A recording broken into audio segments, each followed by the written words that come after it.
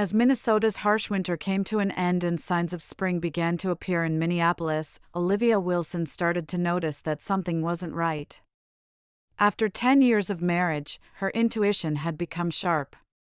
Her husband Richard's homecoming hours were getting later and later, and his excuses were beginning to sound increasingly hollow. "I'll be home late again, my meeting with clients is running long." Olivia read Richard's text message and sighed. She looked up from her desk at the accounting firm and gazed out at the view of downtown Minneapolis. Her days as an accountant were surrounded by numbers. Numbers don't lie. Numbers always tell a story. And the numbers in her marriage were suggesting something serious was wrong. The sweet perfume scent that lingered on Richard's shirts when she did the laundry on weekends. The inconsistencies between the dates of dinner meetings that should have been listed on his company expense reports and the nights he actually came home late. The way he started leaving the room whenever he received phone calls. Small signs had accumulated, planting seeds of doubt in Olivia's mind. That afternoon, she received a call from her best friend, Becky Johnson. "Olivia, I wasn't sure if I should tell you this, but..." There was hesitation in Becky's voice. "Yesterday, I saw Richard at Le Chateau downtown. He wasn't alone." Olivia felt her hand tighten around the phone. Le Chateau was one of the most upscale French restaurants in Minneapolis. Richard had never taken her there. He always said, someday, for a special anniversary. "What do you mean?" Olivia pretended to be calm. "He was with a young woman. They looked very intimate. He was holding her hand and touching her hair several times." A pain shot through Olivia's chest. She closed her eyes and took a deep breath. "Did you take any pictures?" "I did. But do you really want to see them?" "Send them." Olivia's voice was calm. She never showed her emotions. That was her way. Like numbers, emotions needed to be organized and analyzed. That night, when Richard came home, Olivia acted as usual. She warmed up dinner, listened to him talk about work, and nodded at appropriate moments. But her mind was elsewhere. After seeing the photos Becky had sent, she had already made her decision. The pictures showed Richard with Jessica Brown, a young subordinate from his real estate company. Richard was indeed running his fingers through her hair, and they were gazing at each other with wine glasses in hand. "I have a business trip to Chicago next week. Final negotiations for a big deal," Richard announced while eating dessert. "I'll be away for about a week." Olivia nodded quietly. "I understand. Good luck." She looked into her husband's eyes. Instead of the sincerity that had made her fall in love with him 10 years ago, there was now a calculating light in them. Richard Wilson had made a name for himself as the sales director of a real estate development company. He was skilled at business negotiations and always said, "Winners take all." But now that talent was being directed at her. As Olivia cleared her dishes, she made up her mind. She needed to start gathering evidence. Before Richard left for his trip, she had to confirm the truth. Part of her wanted to believe her husband. Somewhere in her heart, she hoped this was all a misunderstanding. But her accountant's instincts told her something was seriously wrong. The next morning, Olivia woke up early and, after Richard left for work, quietly searched his study. She looked for bills, receipts, anything that might provide a clue. But Richard had been careful to cover his tracks. Still, Olivia didn't give up. The day after Richard left for his business trip to Chicago, Olivia logged into their online banking, following her monthly habit of checking household finances. She kept meticulous records of their finances. It wasn't so much her professional habit as an accountant but a life lesson taught by her grandmother. "A woman who doesn't know where her money goes doesn't know where her life is going," her grandmother often said. Olivia's fingers froze as she looked at the credit card statement displayed on her screen. There were multiple unfamiliar high-value charges. A stay at the Grand Meridian, a luxury hotel in downtown Minneapolis. Purchases at high-end boutiques she had never set foot in. And dinner at Le Chateau, the very restaurant where Becky had spotted Richard and Jessica. What in the world? With trembling hands, Olivia dialed the credit card company. When the customer service representative checked the statement, even more shocking facts came to light. Her card had never been reported lost, and all transactions were made with a valid card. Olivia checked her wallet. Her card was definitely there. Is there a possibility that another card was issued? Olivia asked calmly. Yes, Mrs. Wilson. Last month, your husband requested an additional card. We issued it following our standard procedures. All the pieces connected in Olivia's mind. Richard had created an additional card without telling her and used it for what? Or with whom? She hung up and took a deep breath.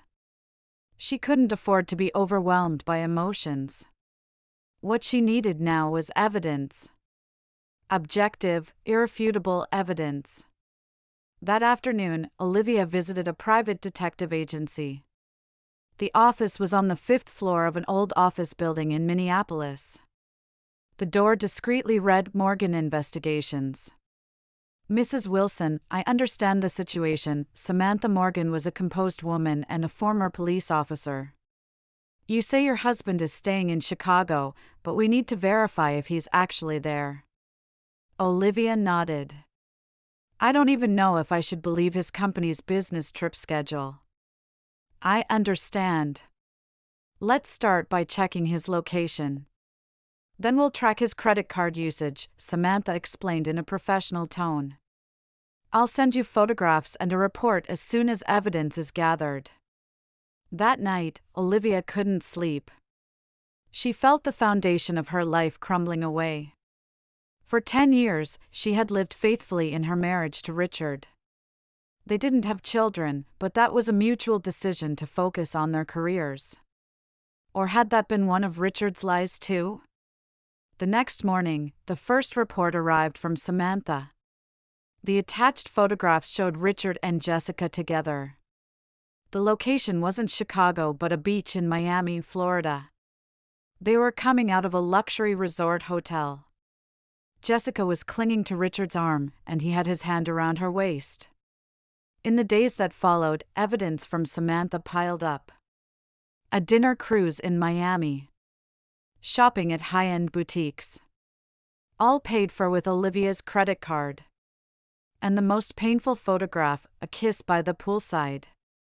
Passionate, without even trying to hide. Suppressing her emotions, Olivia contacted a lawyer. Karen Chin was a divorce attorney and her college friend. Olivia, the situation is clear, Karen said to Olivia in her office reception room. We have evidence of infidelity and financial abuse. Under Minnesota law, this allows for a divorce with favorable terms. Olivia nodded. How should we proceed?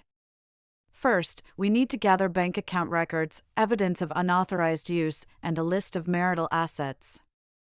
Then prepare the divorce petition, Karen explained efficiently. Let's have everything ready before he returns. A week passed, and the day of Richard's return from his business trip was approaching. Olivia acted calmly and methodically.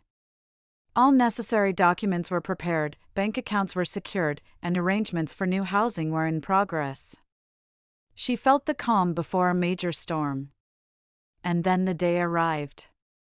Olivia was drinking coffee in the living room when she heard the front door open. Richard entered, carrying shopping bags from luxury brands in both hands. Louis Vuitton, Gucci, Tiffany, brands purchased with Olivia's credit card. His face had a tan, and his expression was smug. I'm home, honey. Richard entered the living room with a spring in his step. He began arranging the shopping bags on the sofa. Look what I got. Made some good deals in Chicago. Bought a few things to celebrate. Olivia stared at him silently. Best vacation ever. Richard grinned. On your card. You should thank me. At that moment, he realized what he had said. Oh, I mean business trip. Business trip. Olivia quietly stood up and picked up a thick manila envelope that had been sitting on the coffee table. She walked over slowly and stopped in front of Richard. Her expression was calm. She showed no anger or sadness. Only determination. I prepared something for you, Olivia said quietly, holding out the envelope. Richard took the envelope with a confused expression and opened it. The blood drained from his face in an instant. Inside the envelope were divorce papers, statements of credit card fraud, the private investigator's report with photographs, and a petition for division of property. What is this? Richard's voice trembled. At that moment, the smile completely disappeared from his face. What the hell is this? Richard went pale looking at the contents of the envelope.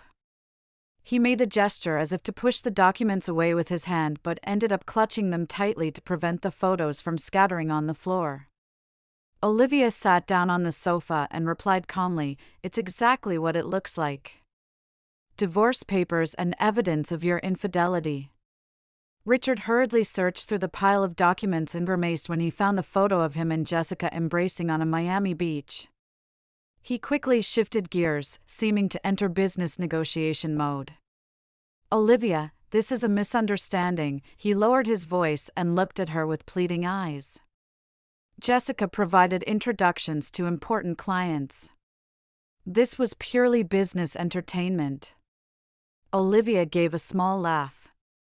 It was an emotionless, dry laugh. Entertainment? Is kissing by the poolside in Miami part of business entertainment? She took out her smartphone and scrolled through the screen. Or is this entertainment too? She showed him a photo of Jessica trying on a Tiffany necklace with Richard's hand on her shoulder, smiling. Or this? Now a picture of the two of them entering a hotel suite. Or champagne on an evening dinner cruise? Richard's face could be seen gradually hardening. His businesslike composure was crumbling, replaced by an expression mixing panic and anger. You checked my phone? Hired a private detective? His voice rose. This is an invasion of privacy. Stealing my credit card and splurging with your lover is a far more serious crime, Olivia said, controlling her emotions. I've already reported the unauthorized use to the card company. Richard's expression transformed. The flame of anger flared in his eyes, and he threw the documents on the floor. Who do you think you are? Do you know how hard I've worked for this house? Working weekends, staying late at the office. He stepped forward, towering over Olivia. You're always like this. Demanding perfection, never forgiving the slightest mistake. A man needs to blow off steam. Olivia didn't flinch. She took a small recording device from her handbag and placed it on the table. A red light was blinking. One more threatening word, and I'll submit this as evidence too, she said quietly. A record of domestic violence would make the property division even more favorable for me. Richard froze for a moment. He stared at the recording device and took a step back. Olivia, please be reasonable, his voice suddenly softened. We've been together for 10 years. Are you going to throw away all that time? I'm not the one who threw it away, Olivia said firmly. You did. Richard heaved a deep sigh. He collapsed onto the sofa and covered his face with both hands. After a few seconds of silence, he raised his face. His expression had completely changed. Instead of anger, there was now a pleading look. Won't you give me another chance? He begged. I made a mistake. But it was just a temporary lapse in judgment. I'll end things with Jessica. I promise. He picked up the fallen documents from the floor and flipped through the petition pages. I don't want to destroy our family. We can still work this out. Olivia gazed at him coolly. She had anticipated this moment. Richard was an excellent salesman. He was skilled at manipulating people's feelings. But this time, his sweet words wouldn't work. It's over, Richard, she said quietly. The situation is more serious than you think. What do you mean? I'm prepared to send the evidence to your company's board of directors as well, Olivia calmly announced. To show that you've been using the company credit card and having an inappropriate relationship with a subordinate. The blood drained from Richard's face. If you do that, I'll lose my job. You've already lost me, Olivia said harshly. Whether you lose your job depends on your next actions. What do you want? Richard asked in a desperate voice. I want a fair divorce and full repayment of the money you spent, Olivia said. And protection of my reputation. This isn't a negotiation, Richard. It's an ultimatum. She placed another stack of documents on the table. Here is the property division agreement. The house is already in my name. I get 70% of our joint accounts.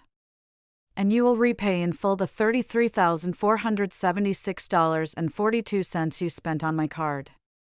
Richard stared at the documents in shock. I can't possibly accept these terms. I'll consult my lawyer. You certainly should, Olivia responded calmly. But before you do, there's something you should know. She took out her smartphone and showed him the screen. It was a draft email to Robert Harris, the CEO of Richard's company. The email had the investigation report and photos attached. I just need to press send. Richard's shoulders slumped. He seemed to realize his complete defeat. Fine, he said in a hollow voice. I'll sign. Olivia held out a pen. She quietly watched as Richard stumbled through signing. For the first time in their years of marriage, she saw her husband completely. The man she had once loved, and now a stranger for whom she felt not even pity. When the signing was complete, Olivia gathered the documents and carefully put them in her bag. Please be out by tomorrow, she said, standing up. Take only what you need. We'll arrange for the rest later through my lawyer. Richard sat stunned, unable to say anything. One more thing, Olivia turned back as she headed for the door. That Tiffany necklace with emeralds that you gave Jessica? That was my mother's. It was passed down from my grandmother to my mother, and then to me. You stole it from the safe. Richard looked up. For the first time, genuine shame appeared in his eyes. I'll get it back, Olivia said quietly. She no longer felt anger or sadness. Only a sense of release. The feeling of being freed from 10 years of lies and deception. She left the house and headed to the hotel she had reserved in advance. After Olivia left, Richard continued to sit in the empty living room for a long time. Luxury brand shopping bags were scattered around him, symbolizing his downfall like a caricature.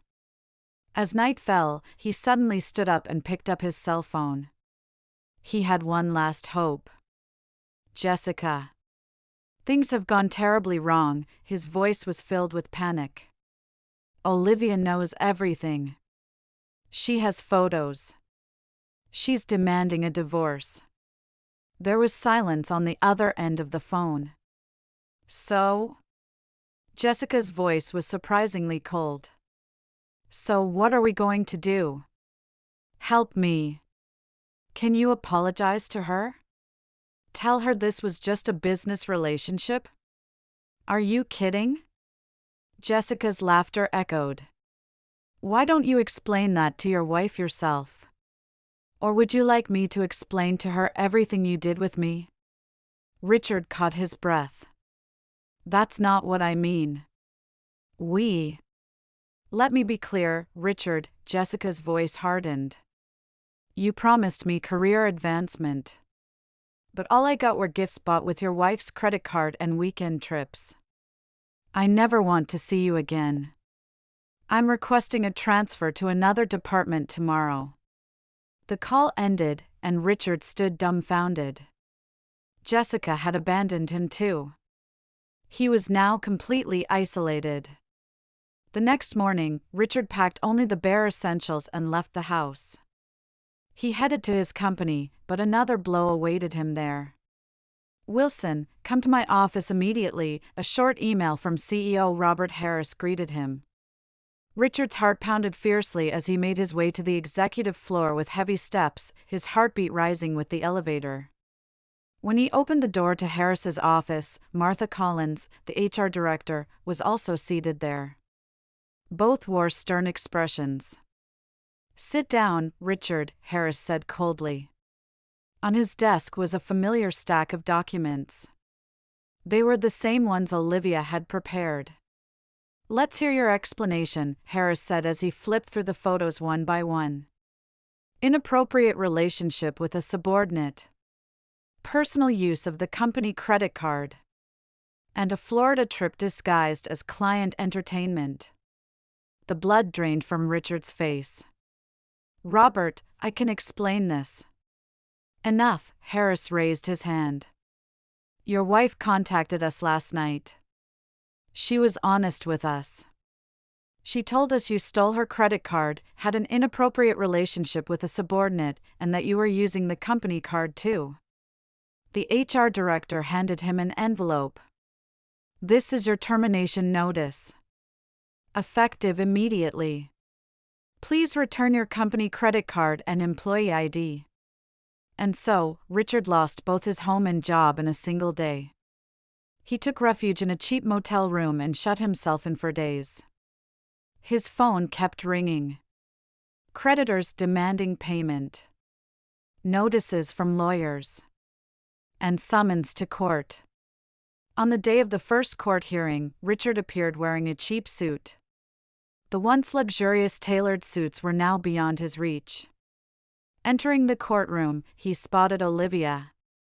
She was calm and confident. Beside her sat her lawyer, Karen Chin. All rise. The Hennepin County Family Court of Minnesota, Judge Morris presiding, the clerk announced. Judge Eleanor Morris was a strict woman in her 60s with 30 years of judicial experience. We begin the divorce proceedings for Wilson versus Wilson, she said, reviewing the documents. Plaintiff may present her case. Karen Chin stood up. Your Honor, this case presents clear evidence of infidelity and financial abuse by the defendant, Richard Wilson. She presented each piece of evidence one by one. Credit card fraud. The stolen family heirloom. The private detective's report and photographs. The reason for Richard's termination from his company. Richard's lawyer, a tired-looking middle-aged man in a cheap suit, recognized that there was little room for defense. Your Honor, my client acknowledges his mistakes and is willing to make all possible restitution. However, the requested amount exceeds his realistic ability to pay. The hearing continued, further revealing Richard's dishonesty. Judge Morris occasionally frowned and took notes.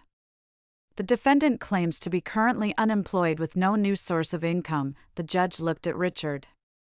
However, investigations reveal that during the marriage, the defendant opened a separate bank account and transferred substantial funds. Richard hunched in his seat. His last secret had been exposed. On the day of the final judgment, Judge Morris pronounced with a stern expression, "This court rules in favor of the plaintiff, Olivia Wilson. The defendant is obligated to repay the full amount of credit card fraud, and rights to the house belong to the plaintiff. Furthermore, 70% of joint savings and the full amount of the defendant's hidden account shall be paid to the plaintiff." The judge continued, additionally, the court finds that the defendant's actions exceed mere breach of marital trust and constitute fraud and financial abuse. Therefore, I order an additional payment of $50,000 in damages for emotional distress. Richard stood in shock. His lawyer whispered in his ear, "An appeal is practically impossible." As he left the courtroom, Richard passed by Olivia. She didn't even look at him, discussing her next appointment with Karen. Her voice was bright, filled with a sense of freedom. For the first time, Richard truly understood what he had lost. 6 months passed. Richard lived in a small apartment in suburban Minneapolis and worked at a used car dealership. It was far from his once luxurious lifestyle. Most of his salary went to court-ordered payments.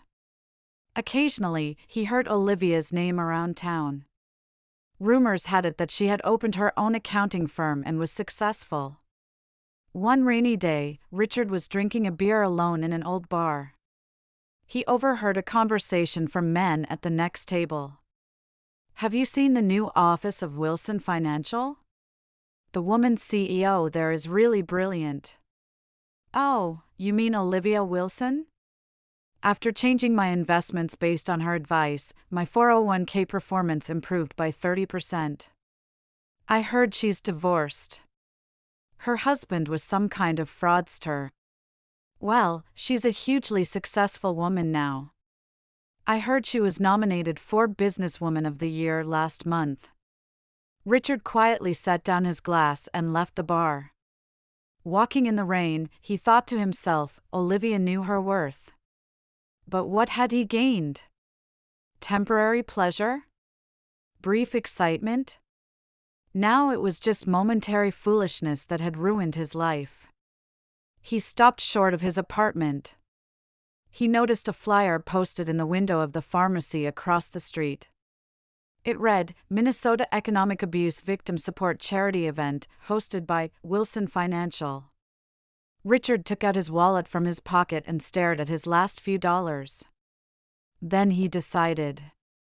At least to change something in the right direction, he would anonymously put this in the donation box. It wouldn't be atonement, but perhaps it could be a new beginning. "Happy birthday, Olivia!" Friends gathered in the private room of Le Chateau, an upscale Minneapolis restaurant, said in unison. It was a gathering to celebrate Olivia Wilson's 36th birthday. She smiled and raised her glass. "Thank you all. Without your support this past year, I wouldn't be where I am today." A year had passed since the divorce. Olivia's life had changed at an astonishing pace. Her accounting firm, Wilson Financial Advisors, offered special programs for women entrepreneurs and domestic violence victims, earning high regard in the community. "Cheers!" Her best friend Becky raised her voice. "Olivia, you're our pride. Rising from rock bottom, you've become one of Minnesota's most successful women entrepreneurs." Olivia smiled. Indeed, her life had taken a turn for the better. But it wasn't mere luck, it was the result of her own strength and determination. After the party, Olivia was alone with Becky. "Actually, Becky," Olivia said a bit shyly, "I've started seeing someone." Becky's eyes lit up. "Really? Who?" "Michael Lawrence. We met at a seminar at the tax office. He's a lawyer who works supporting nonprofit organizations." "That's wonderful. When will you introduce us?" Olivia laughed. "It's just beginning. But he seems like a truly sincere person. He's understanding about my business and my past." She gazed at the Minneapolis night skyline through the window. "But I'm not in a hurry anymore. I want to live my life at my own pace." Wilson Financial's office was located across from the real estate company where Richard used to work. It was an ironic coincidence, but Olivia didn't mind. From her office, the sign for the Recovery from Financial Abuse program that she had established was proudly displayed facing her ex-husband's former company. On weekends, Olivia attended a newly started yoga class. There, she found inner peace. She had also begun working as a mentor for young women. By sharing her own experiences, she wanted to empower women in similar situations. One evening, as Olivia left her office, an unseasonable snow began to fall. She looked up at the sky, enjoying the sensation of snowflakes touching her face. The fear and anxiety that had once bound her were gone. Olivia turned up her coat collar and began walking. In her bag was a proposal for a new project. It was for the Women's Economic Empowerment Foundation that she planned to establish. As she walked, she reflected on the path she had traveled. The painful experience had made her stronger and wiser. And above all, she had come to know her own worth. The city lights reflected off the snow, making the Minneapolis night beautifully bright. Olivia's future was shining just as brightly. She was no longer someone's shadow but was illuminating her path with her own light.